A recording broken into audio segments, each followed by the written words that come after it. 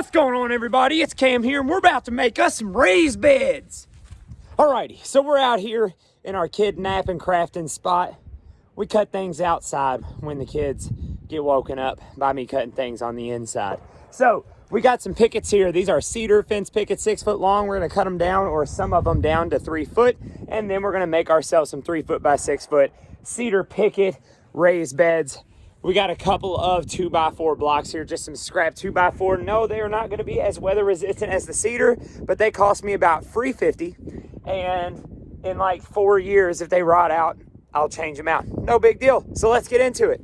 Alrighty, so what I've done here is I have marked this board at 3 foot, and then I have stacked all of these up right here, and we're gonna make one single cut so I don't have to make a bunch of measuring and a bunch of cuts. Now this works, I'm like the greatest genius ever. If it doesn't work, then awesome, you got to see me screw something up. But I think it's gonna work. And then I ain't gotta measure and cut 8 boards. Well, that's just fantastic.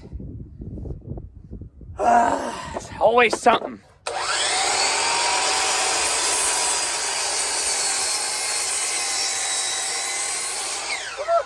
Baby, about 20 minutes saved. Now look at all that fine, precisely cut material. Now, since 2 of those laid on top equals 11 inches, I'm marking off my corner braces at 11 inches. And since my last stacking of wood worked so well, it worked so handsomely, that I'm going to do it again to get the rest of my blocks done even faster. Alrighty, blocks are cut. We got our boards cut. We got our full lengthers. Let's build some raised beds. So I was out here driving some screws to get ready for the rest of the beds, and I thought of something else that might streamline your progress on this.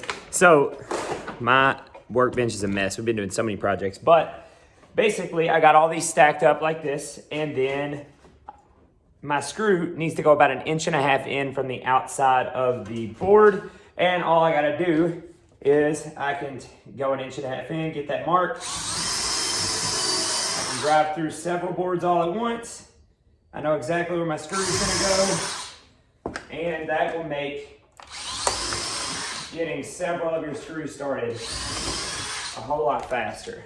And then however many boards that went through, so that went through 3. So I'll get those out of the way and go out that same exact hole and keep on going down my stack that same exact way.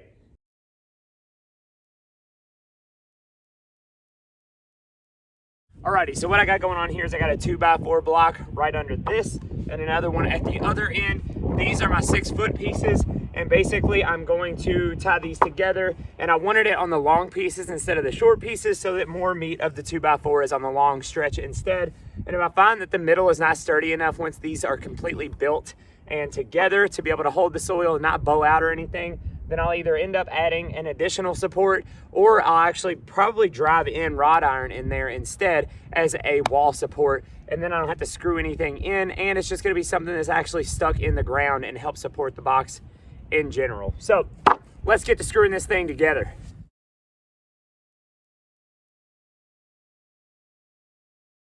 All right, we got 2 long walls. Time to put on the short walls and finish this thing.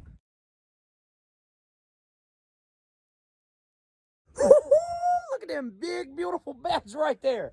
So basically, this was all done in less than an hour. And actually, I had planned on doing 4 in an hour, and would have if I just would have got one more freaking board.